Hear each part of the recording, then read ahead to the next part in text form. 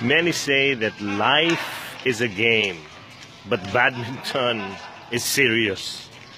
Hi, I am Aaron Gogna and I welcome you to Gognats, Nuggets of Wisdom, Wit, and Wackiness. Marami nagsasabi, ang buhay laro lang yan. Pero pag laro, seryoso sila. My encouragement to you is this: take life seriously as well. Yes, it is a game so that you will enjoy, but life is serious. Huwag kang papayag na sa games, magaling na magaling ka. You know, I have another way of saying it. You have to major in the majors of life. Do not be a major in the minors of life. Ibig sabihin, dapat mas mahalaga rin sa'yo yung mga mahalaga dapat. Huwag kang magaling sa mga hindi naman mahalaga. So life is a game, yes, but you have to take it seriously.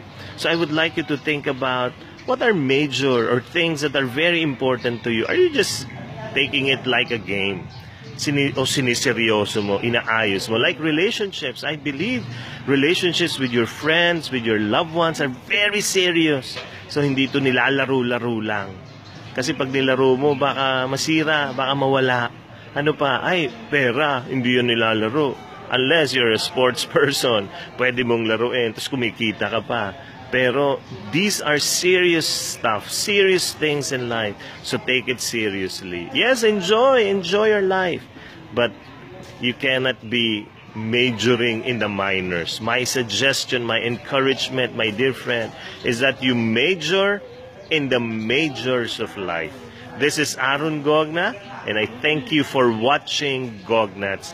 God bless your day today, because God will bless the major things in your life, also the minor things in your life. But take life seriously and enjoy at the same time.